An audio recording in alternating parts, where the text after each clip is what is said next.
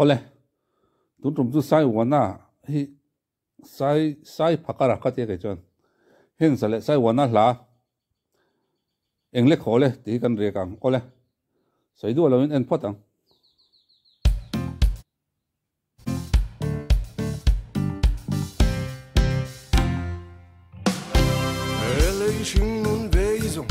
lungai na lir mai mani santo ka lungoyar mi fati kan ji sum tho chulai har naro aman le lam la huya min sela kan sele chuan a thin rim zo kan chang kan du dana kan nom theina dulo dana kan nom atu kan du dana kan nom lain dulo danin kan top chi king lai vel ki han sin ve chiam to anh thuam dan zong zong nen lunga ti leng hle mai kol pon fen nen hen king lai ta han ti vel te khoi mo ki han in thir par ve viau to ni ole en zelam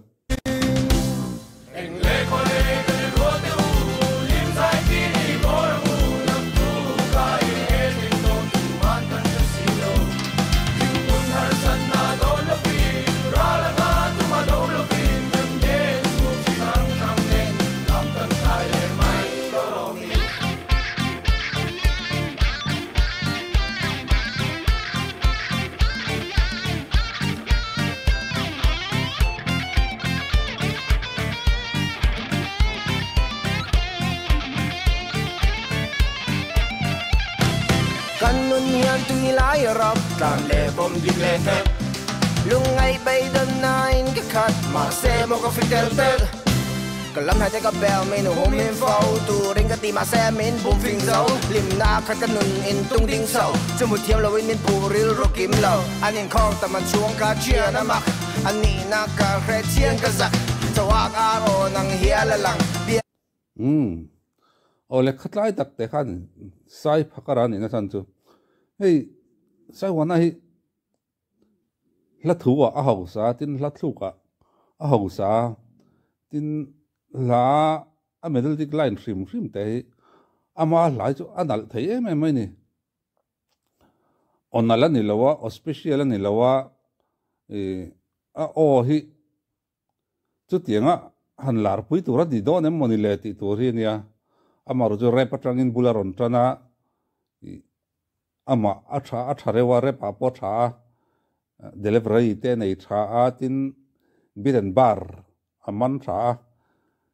nia he lampang ai zol lampanga kan repar tam tak khi chu biren bar a hin kan boi na sa thin hi na riata mara chu khi lampang kan unau te hi music a hian biren bar te tin khot le pitch rim a po hian khi lampang kan unau te an thazok ma mai o cho rolit ti hi karil ro om thina tin a big taken sai wana pe chu hey right songwriter of the year te hiel nominee nia miro puyani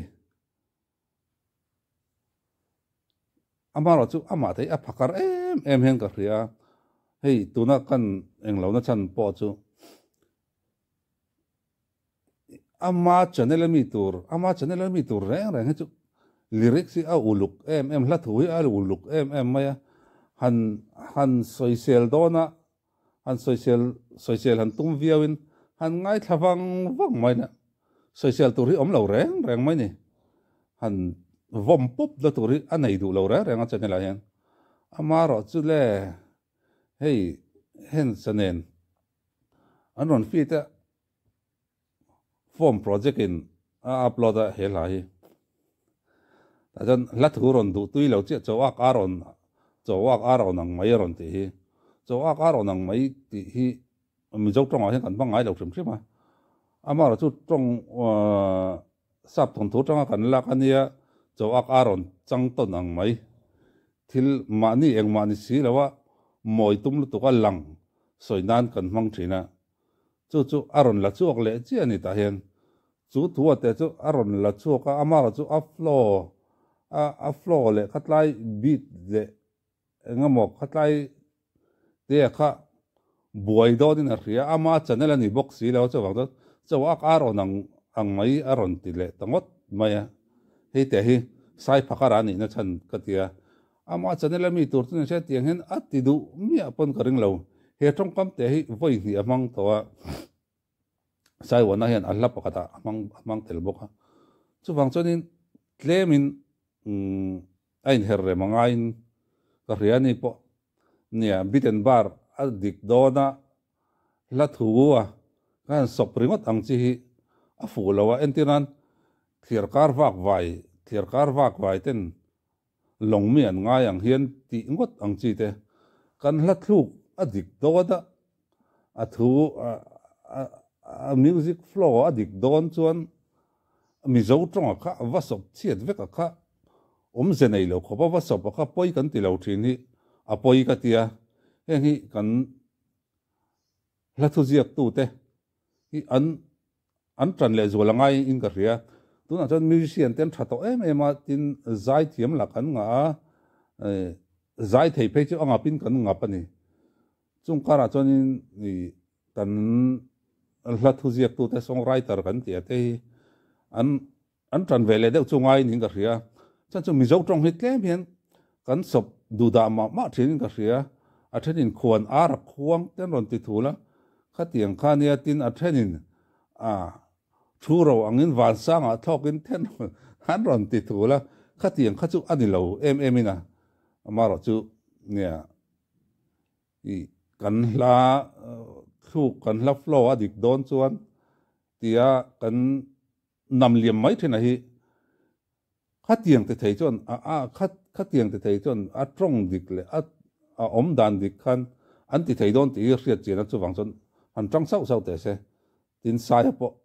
mi chanela ni don wangin mi chanela da don wang ron phakare mem jel su se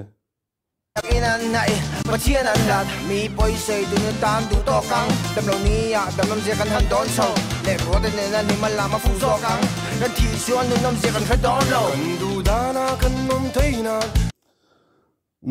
ai tu nan ron tlan phai bok hi mit thi to an hlem na chu ni nge me kan thi chon nun nam je kan kha don lo watia adik kop mai sai wana tei la thu ril deu ni si lo la thu ho te la thu pon lo te hete ke ni pona kan han riat thiam mai thei le kan han riat a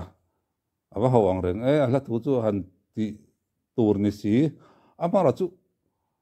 la thu ronin la lon marnal deu si ala thu ne na in mil me deu mai hian aron bel thina hi ka fak em na le a thiam ka ti na ponia a la hi chu ka ngai thana sa thei ni sai wana hi tuile mai tang khan ka du em maya tin a rep ang chi chu ka ngai thawak lawa ka kan generation ne in mil lo ve de ulek to hard rock generation a kan thang liana rap hi chu Eric Clapton na ngai dana thu soya hian ka in hata rap is not a music, rap is a noise ati ke ma chang ka in nga ve nai ani ringot mai chuwang chong ka ngai tha tam lo amara chu ngai thak ngai tha ve ji atawa atu te po hin ni se aron chok thari chu siam mi thlengin ka ngai tha vek du lo dana kan nom tu kan du dana kan nom lain du lo danin kan top chi le ko le kan lo te u lim sai ti ni bor mu lam tu kai he ni to tu man kan si lo ting un har san na do lo pi ra la ma tu ma do lo pi kan de su si ang sang den lam kan kai le mai lo le ko le kan lo te u lim sai ti ni bor mu lam tu kai he ni to tu man kan si lo an nuwa mang tiền hơi cái tiền hẳn thế thì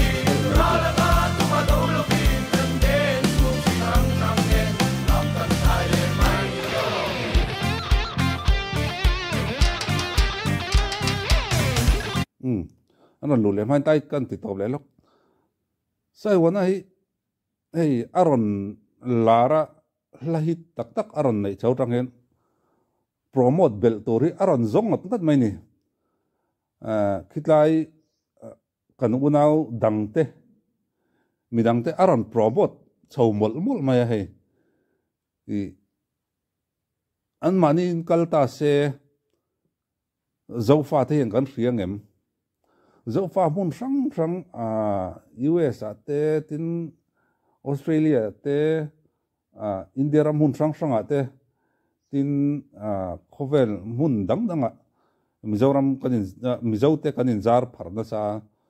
chung zong te khriat tur khop ron vor pui hian nei zel ani kan riat reng to turang chi entinan ama salama omite po aron vornol mai ama in ron zai ne ama in ron zai nek se omi kha zofa te zong in kan riat tur chonin atran fe chunga yang chu tiang che chon tuna meri dongi aron vorle nol mai ni sang de aron vor ngal nol mai meri dongi le yang filan la an nei le chia ni thum chungin makta duai en tu nei der chu wang chonin sai wana phakar dan te a tha ka tia phakar deu te hen tunga ka vor belang ti vor chuwa pui tlak om tur te azong ni ber hian ka ria hei nia kan ria thu fing tap taka how to tha chon how to tha bok a cher chuak thin an tia chu tiang che chon ani po music huang chunga a tha em ma chu wang chon a laina cher chua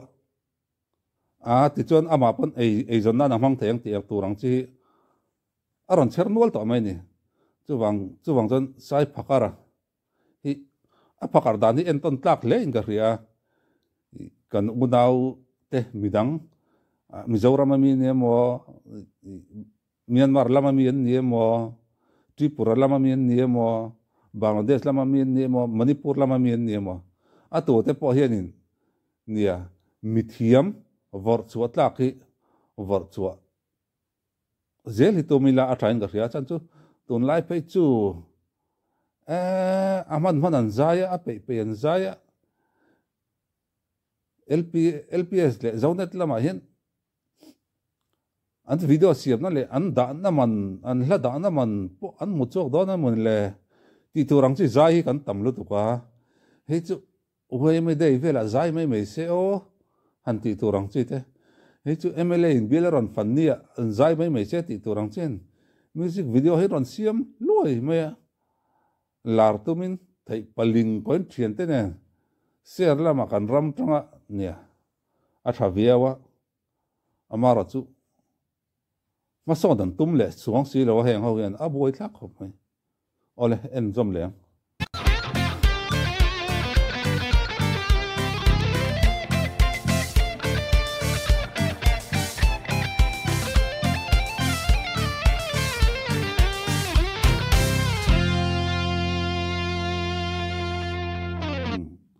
ala tu te po hi alung len thak reu tin an mani anin thom dan zong an mani chen na hun milin anon siam ve ma India rama cheng kan ne lungi te kan kai du thak lo kai ni chuan amara chan ni chu hei an ni da dang hen ron lang ma ka tia an ni khi chu mizo wa dan ni hi ka ti thina ka sai jan an ni chu ral lau lo khan an tom lui ngar mai ni khitlai kan pi le pu te lu rama khian cái chú con lão á con đội dẹp vào vàng hen thăng con tla con tlan chết thả khan ya chú hoàng dân lát thua bỏ hen hay mình dâu trong hi ăn mà ni man ang chi này cho anh còn mang nalin anh còn mang mò ya tin anh lát thua đấy là khi tâm bằng con unau ta khi han soi xe là hay chú tiền em hàn tia ram pu mình con khel tu rang hi anh còn đã chuộc đủ lâu ra rằng anh uluk thế này sai wana hiền ati sual zewa Rebecca la khan indirialin ti tura niom taka indiriain na rontia kati ang chi han che sual zeu ang chi siam that le mai thei tur si ti tlang ni mai ro se ti ang chi kha anei thina wang he na moni o songwriter of the year po ka alak lo ti te ka ngai to langai ngai to ra ka ngai ania amaro chu nia just the hian thil tam tak alhat tam tak an ngai thlangan lo chi ka nga engemo an ti mo ni o ti na ril ru ka na ya alak lo khan makkatia amaro chu alakan ngai thakul kan ngai thakul kan ngai thakul kan langai thakula khak sual khak thel hi anei vele zau thina ni amara chu akum rual pui akum za than enila no pangte la ni chu tianga chonin miril takani angai to na le athuak ang mang ne manga tina mai milung leng thei takani karinga chuwang chonin sai phakar dan hen phakarila midang te tan mal somna kan thiam le kan theina midang te ta mal somna ni thei tur hen phakar veng u ti kha kan sei du ni ole khi tu jong jong te hun man nuam vek ole